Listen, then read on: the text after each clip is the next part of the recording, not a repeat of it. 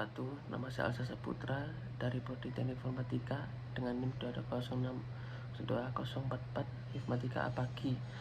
Saya akan menjawab soal CPK Pancasila, yaitu nomor 1. Buatlah statement ajakan kepada generasi muda untuk lebih menghayati dan mengamalkan Pancasila dalam kehidupan. Penanaman nilai Pancasila pada generasi milenial akan semakin membuat mereka pintar, memiliki sikap toleransi, kohesif, dan punya literasi keagamaan yang baik. Pancasila bukan sekedar kata-kata, tapi pilar yang membentuk jati diri kita sebagai bangsa Indonesia. Mari kita jadikan Pancasila sebagai kompas dalam setiap tindakan kita. Bersikaplah adil, menghayati, dan mengamalkan nilai-nilai Pancasila. Kita turut membangun masa depan Indonesia yang lebih baik untuk kita semua. Lanjut nomor 2, yaitu jelaskan proses perumusan Pancasila secara historis. Proses perumusan Pancasila merupakan perjalanan panjang yang melibatkan pemikiran dan kontribusi dari berbagai tokoh serta konteks secara yang kompleks. Proses perumusan materi Pancasila yang secara formal tersebut dilakukan dalam sidang PPU PKI pertama, lalu sidang panitia 9, sidang PPU PKI kedua, serta akhirnya disahkan secara yuridis sebagai dasar filsafat negara Republik Indonesia. Lanjut nomor 3, yaitu jelaskan faktor-faktor sosiologis yang menjadikan Pancasila diterima sebagai ideologi bangsa. Faktor yang mendorong pemikiran Pancasila sebagai ideologi bangsa yaitu pemikiran perkembangan dinamika masyarakat Indonesia yang cepat sehingga tidak semua persoalan kehidupan dapat ditemukan jawabannya secara ideologis dalam pemikiran ideologi sebelumnya.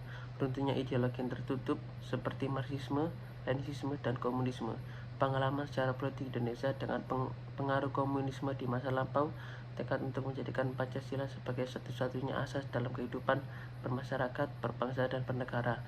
Faktor-faktor nilai yang mendorong pemikiran Pancasila diterima sebagai ideologi bangsa. Lanjut nomor 4, yaitu jelaskan faktor tantangan dan ancaman terhadap eksistensi ideologi Pancasila dalam percaturan global.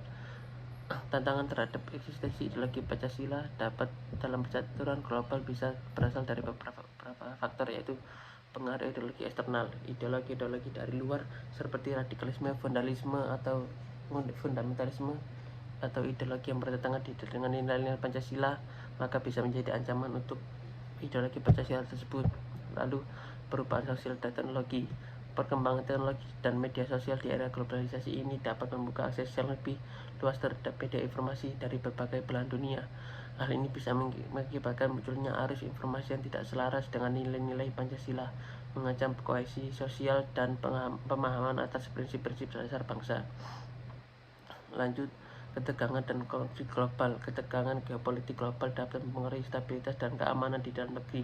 Konflik atau ketegangan antara negara juga bisa menciptakan perpecahan di dalam masyarakat.